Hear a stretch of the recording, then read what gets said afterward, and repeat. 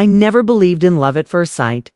But when I met Emily, something about her presence disarmed me.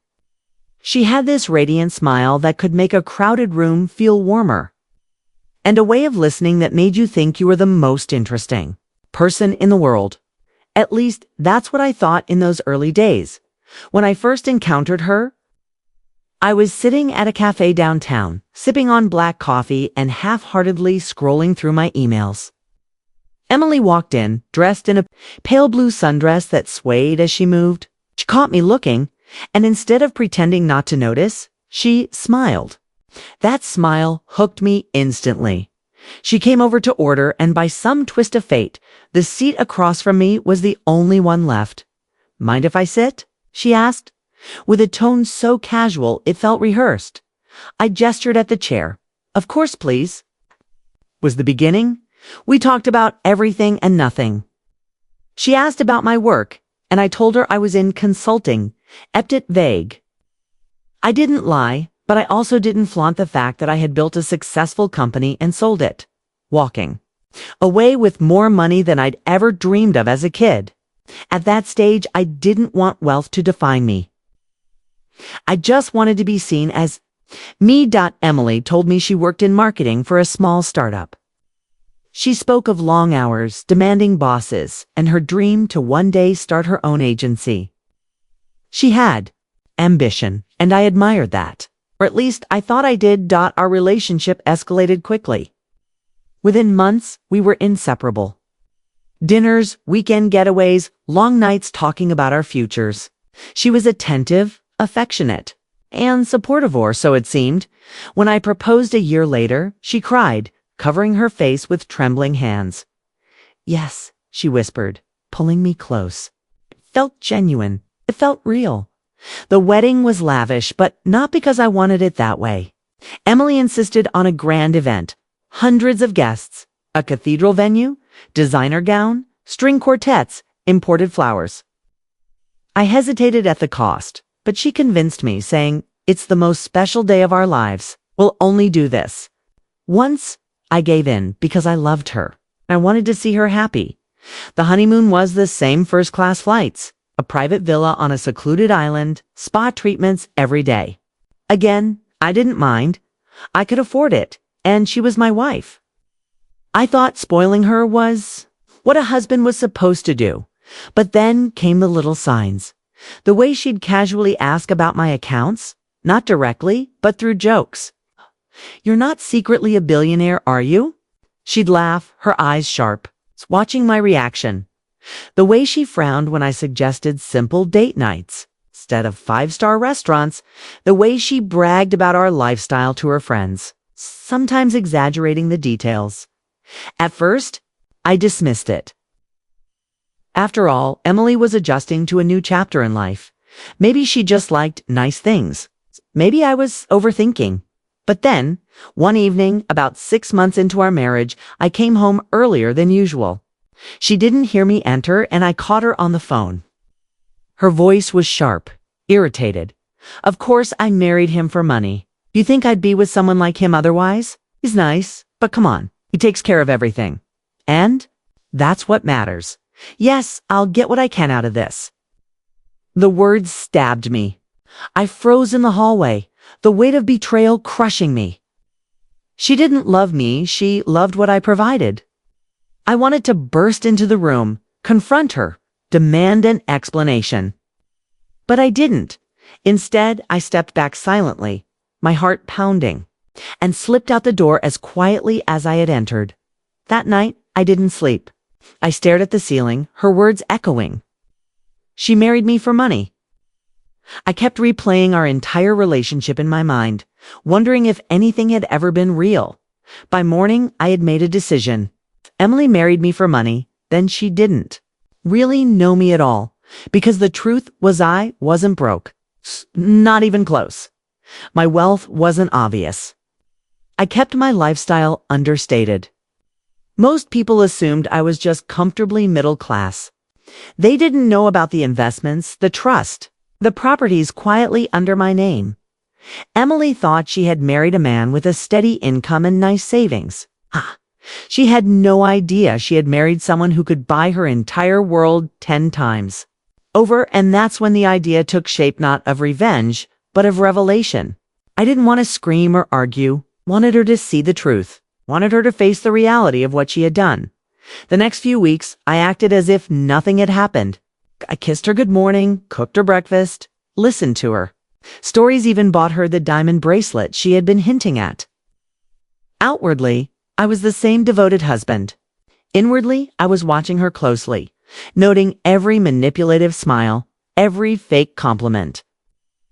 Every time she bragged about our life to her friends. Then, one evening, I suggested we attend a gala. It's for a client of mine. I said casually, might be good for networking. Emily's eyes sparkled. She loved events, especially ones that allowed her to dress up and show off. That night, we walked into the ballroom of a 5-star hotel. Emily wore a glittering gown I had bought her, and she looked stunning. Heads turned as we entered. What she didn't realize was that this was no ordinary gala. It was an exclusive gathering of some of the wealthiest people in the city. Business. Moguls, investors, heirs, and entrepreneurs. And I wasn't just a guest, I was one of the hosts. As we mingled, people greeted me warmly. Good to see you again, Daniel, they said. We should discuss that new project. Emily's eyes widened with each interaction. She clung to my arm, her smile fixed but strained. As realization slowly dawned, she had no idea who I really was. Emily's grip on my arm tightened as another man, a silver-haired investor named Howard, approached us with a wide smile. Daniel, my friend, it's been too long. Howard boomed, shaking my hand firmly before turning to Emily. And who is this beautiful woman? My wife, I said smoothly. Emily. Howard kissed her hand gallantly, and she blushed, though her eyes darted back to me with confusion. She was trying to process what was happening, how I was being greeted like an equal among men whose net worths stretched into the hundreds of millions. As the night wore on, the truth unfolded before her. Guests asked me about my latest ventures, congratulated me on past successes, and spoke about deals we had worked on together. I introduced Emily, letting her bask in the glow of names she'd only ever read about in business magazines. But beneath her polite smiles, I could see the storm brewing inside her. She was shocked, perhaps even unsettled, by the revelation that I wasn't just the comfortable middle-class man she thought I was. She hadn't married a man with a steady income and a cozy savings account. She had married someone whose fortune was carefully veiled, hidden in plain sight. On the ride home, she finally broke the silence. Daniel, she began carefully, why didn't you tell me about all of that? I kept my eyes on the road. All of what? Don't. Play dumb, she snapped, then softened her tone. You never mentioned you were connected, that you were wealthy. I shrugged. It never came up. Never came up. She laughed nervously. Daniel, those people tonight, those weren't just coworkers. They treated you like one of them. Maybe I am, I said quietly. Her mouth opened, then closed. She stared at me, realization dawning. For the first time since I had met her, Emily was speechless. The next day, her behavior shifted. She was suddenly more affectionate, more attentive. She made me breakfast, something she had never bothered with before. She asked about my work, feigning interest in business terms she barely understood. She complimented me constantly, her smile a little too bright, her laugh a little too forced. She thought she was playing me, but I knew better. I had heard her words on that phone call. She didn't love me. She loved the security, the lifestyle, the money. Now that she realized just how much of it I had, she was doubling down on her performance. I let her. Weeks passed and I crafted a plan. I didn't want to humiliate her outright. I didn't want a public scandal. What I wanted was for Emily to see the emptiness of her choices. I wanted her to understand that love built on greed was destined to collapse. One evening, I took her. To dinner at a small, cozy restaurant, the kind of place I used to love before Emily's appetite for extravagance had consumed our lives.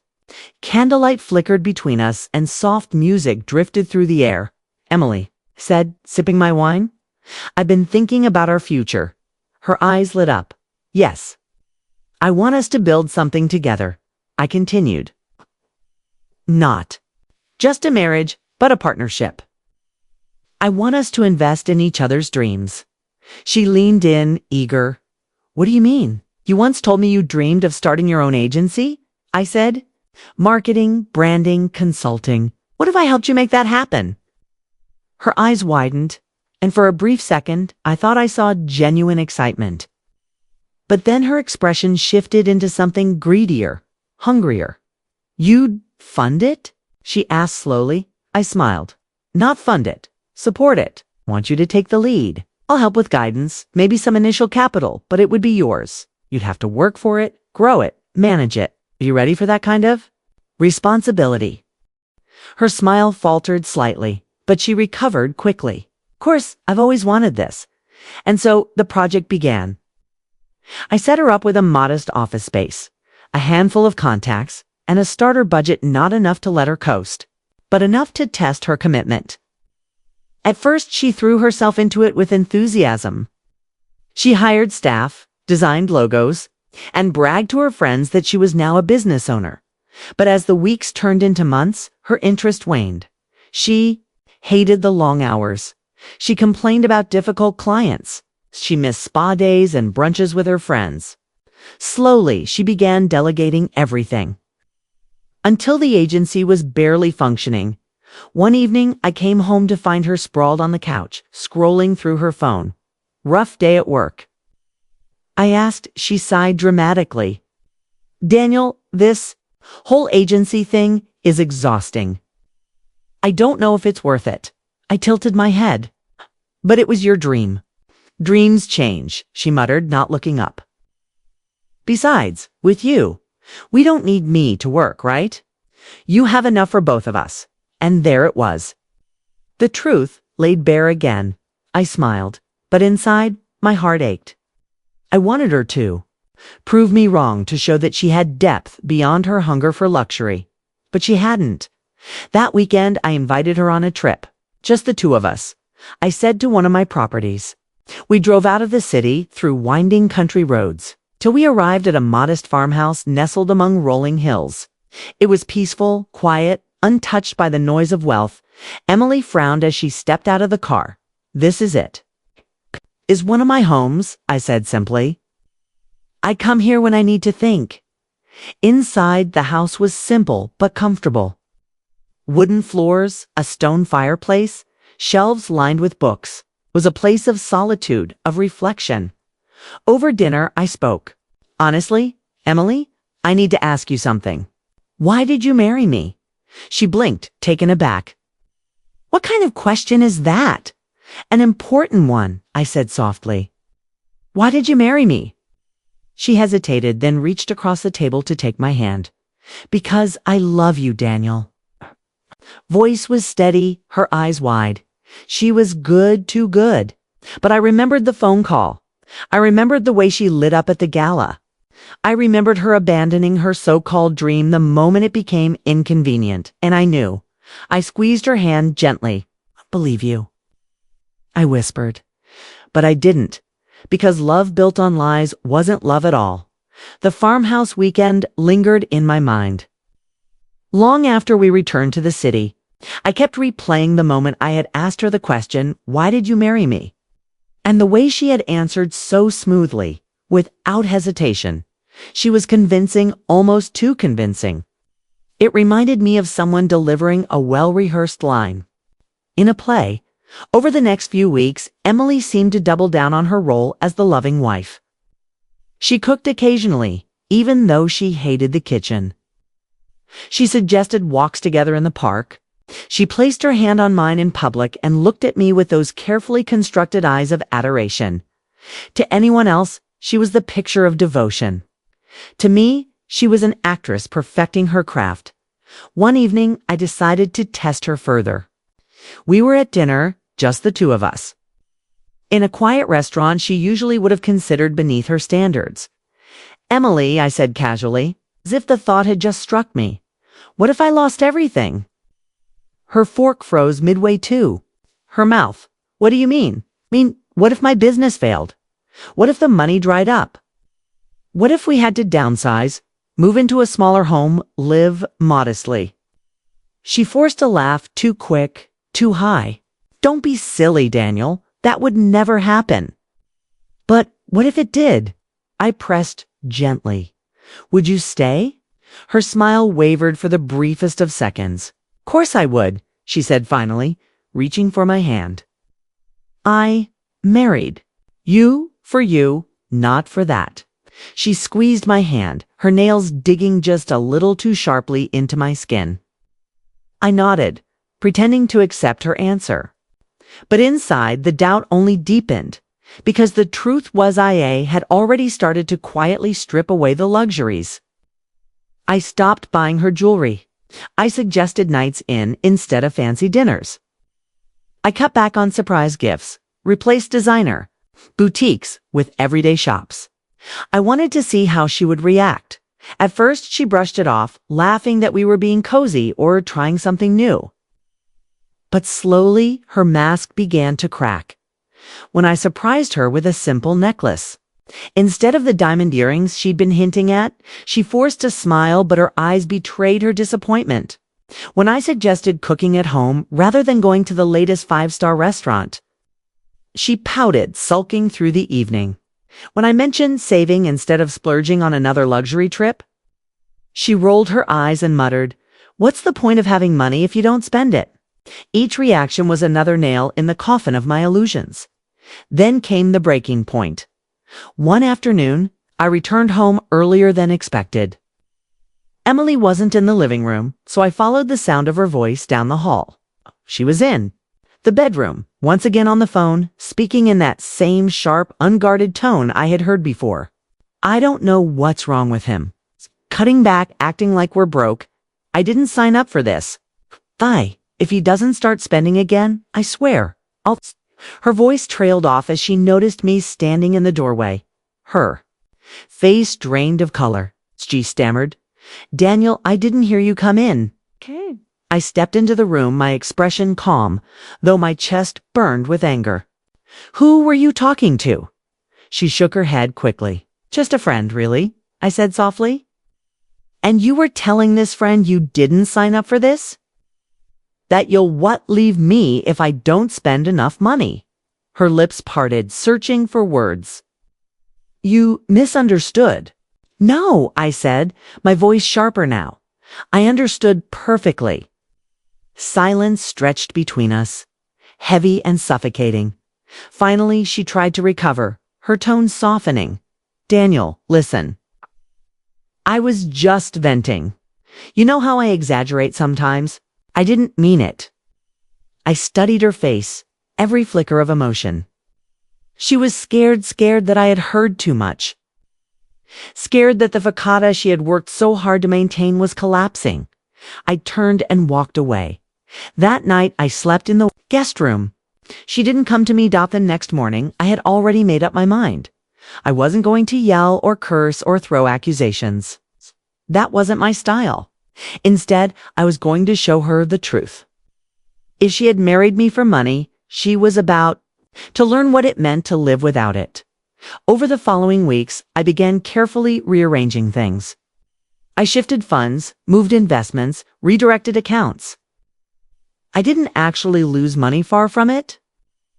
But I made it appear, at least on the surface, as if my finances were collapsing. I canceled her credit cards under the excuse of financial adjustments. I suggested selling the luxury car for something more practical. I cut down our outings, claiming I needed to focus on work. At first, Emily tried to mask her irritation. She played along, pretending to be supportive. "Of course, Daniel. Get through this together," she'd say, her smile tight, her eyes cold. But her patience quickly wore thin. One evening, she confronted me in the kitchen. "Daniel, what's going on? Why are we living like paupers all of a sudden?" I looked at her steadily. "We're not paupers. We're just being careful." Careful. She scoffed. Careful is one thing. This is ridiculous. No dinners, no shopping, no trips. What happened to the life we had? I set down my glass of water, my voice calm but firm. Maybe that life was never real, Emily. Maybe it was built on the wrong things. Her jaw clenched. She turned away, muttering under her breath, and that was the beginning of the unraveling. Within weeks, her behavior changed completely. The affection disappeared. The forced smiles faded. She grew distant, cold, resentful. She stopped pretending. 9. I overheard her on the phone again, this time whispering, I can't keep doing this. He's not who I thought he was. If he doesn't turn things around soon, I'm done. I'll find someone else who can give me what I deserve. The words should have broken me. But instead, they strengthened my resolve. Because now I knew without a doubt Emily hadn't married me. She had married the idea of wealth. She had married the lifestyle. She had married the glitter, not the man beneath it. And I was done playing her game the next morning. I told her I wanted to take a trip, just the two of us. One last getaway, I said. Her eyes narrowed, but she agreed. She probably thought it was my attempt to patch things up. She probably thought she could squeeze one last luxury trip out of me. But what I had planned was something entirely different.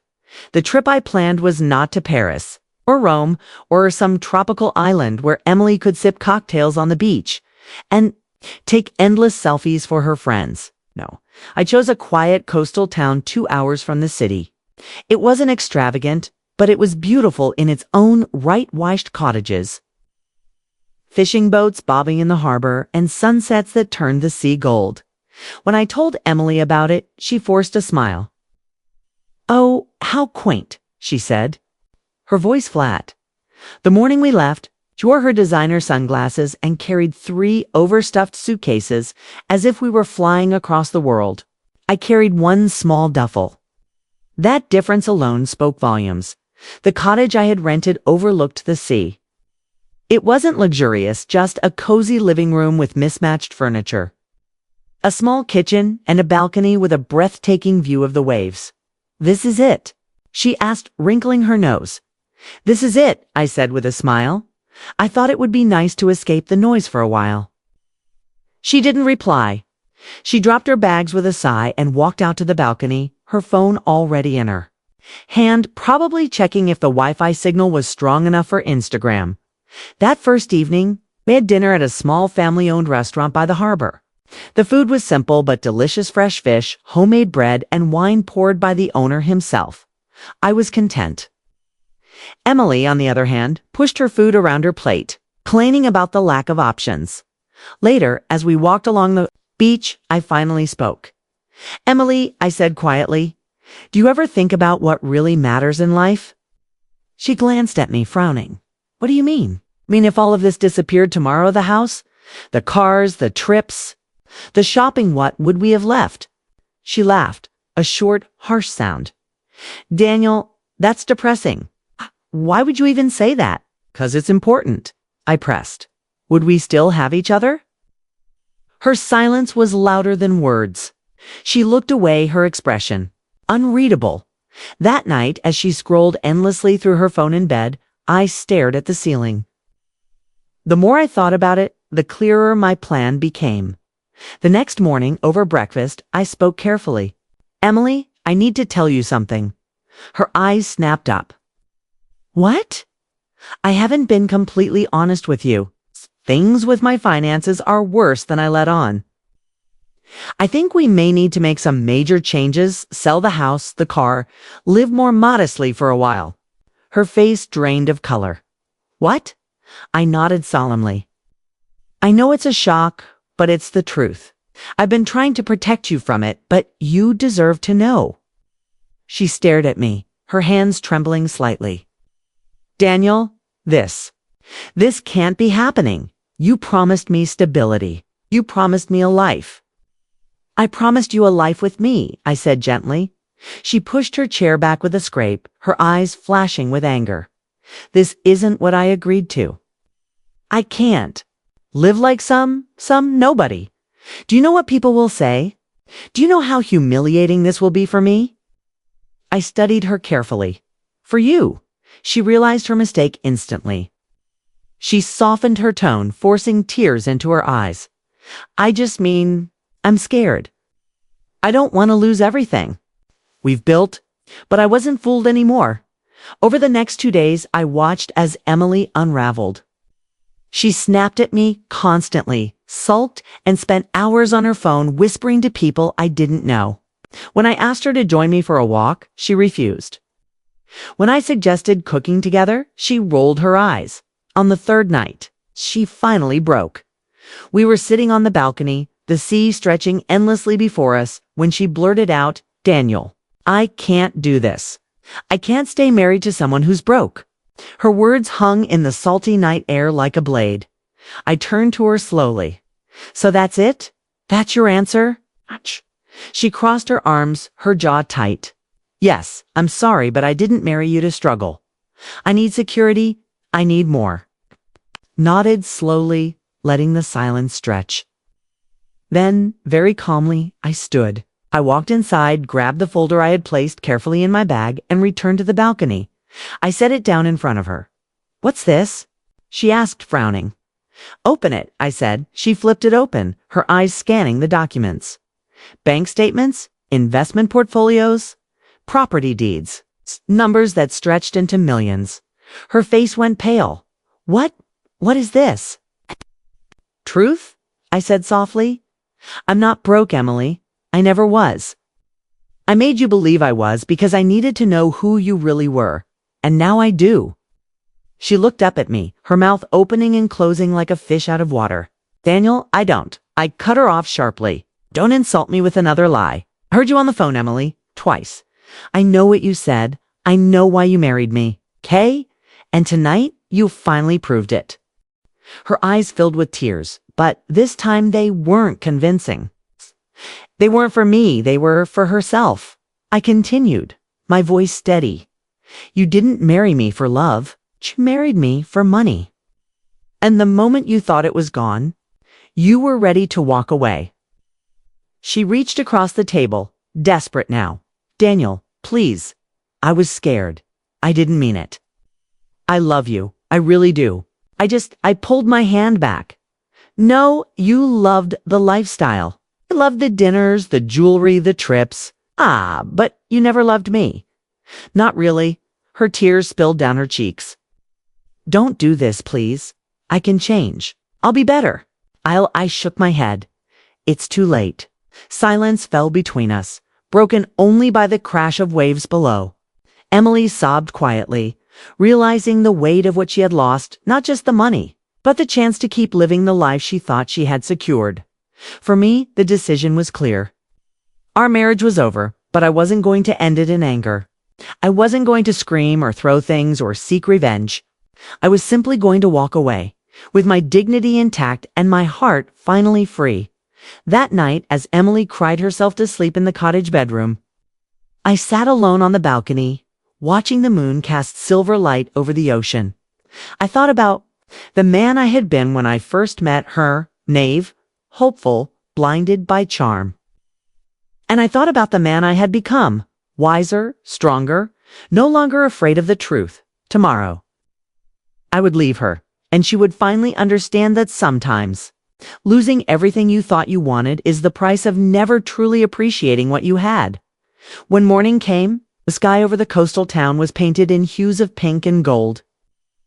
The waves lapped gently at the shore, and gulls wheeled overhead. It should have been a peaceful start to the day, but in the small cottage by the sea, the air was thick with tension. Emily sat at the kitchen table, her face pale and puffy from crying. She clutched a cup of coffee like it was the only thing, anchoring her to reality.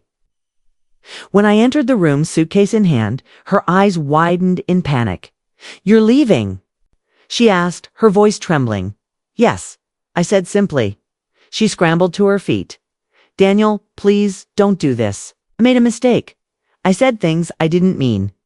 I was scared, confused. I set the suitcase down and looked at her steadily. "Emily, you weren't confused. You were clear. You thought the money was gone, you were ready to walk away.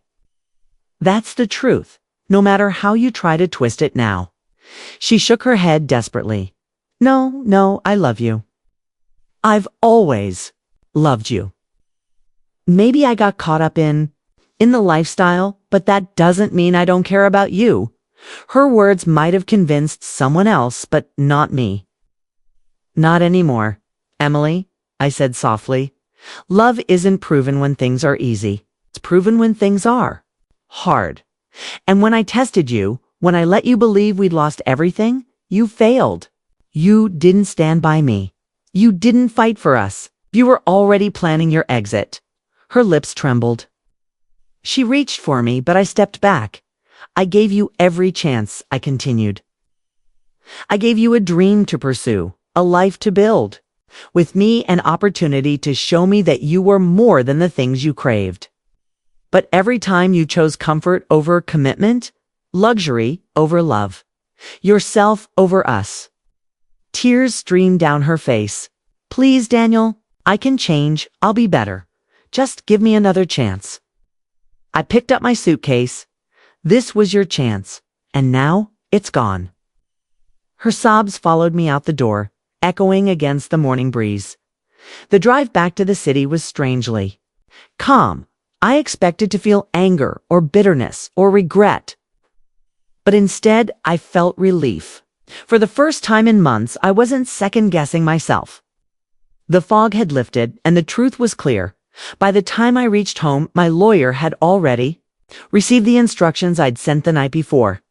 The papers would be ready within the week. A divorce wasn't something I had ever envisioned when I stood at the altar with Emily, but it was necessary. Staying in a loveless, dishonest marriage would have been far worse than ending it. When the papers were finally delivered, Emily showed up at my office. She looked different. Her usual polished elegance was gone. Her makeup was smudged, her hair unkempt, her eyes red. You can't do this, she said, her voice hoarse. Please, Daniel, don't end it like this. I stood, keeping my tone calm but firm. Emily, you ended it the moment you admitted you couldn't stay with a man who was broke. That wasn't me ending our marriage, that was you. She tried to argue, to plead, to cry. But the more she spoke, the clearer it became that nothing had changed. She wasn't grieving the loss of me. She was grieving the loss of the life she thought she had secured. I signed the papers that afternoon. Months passed. Life without Emily was quieter, simpler.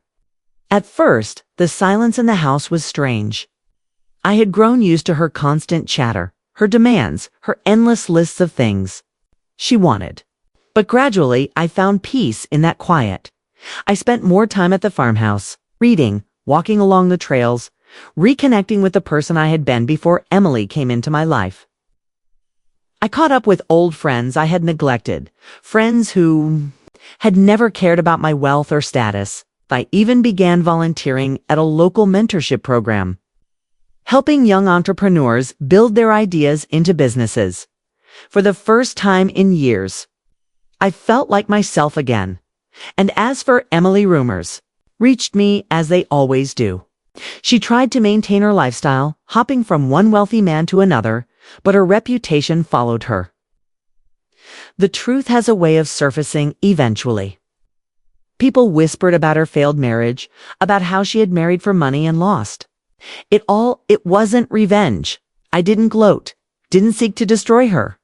But I knew she was living the consequences of her choices, just as I was living the rewards of mine. One evening, as the sun set over the hills near the farmhouse, I sat on the porch with a glass of wine in hand.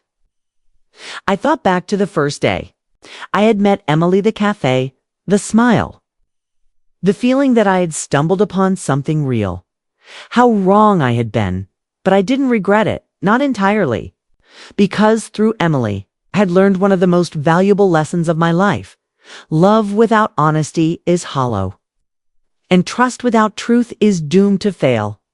I had discovered that money doesn't just attract opportunity, it attracts shadows. 2. People who see you not for who you are, but for what you can give them. And unless you guard your heart, those shadows can consume you. But I had also discovered something else, that strength comes not from what you own, but from what you're willing to walk away from. And as I looked out at the horizon, the last rays of sunlight fading into twilight, I realized something I hadn't felt in a long time. Hope, because the future was still mine to shape. And this time, I would make sure it was built not on lies or greed, but on something real, something lasting, something true.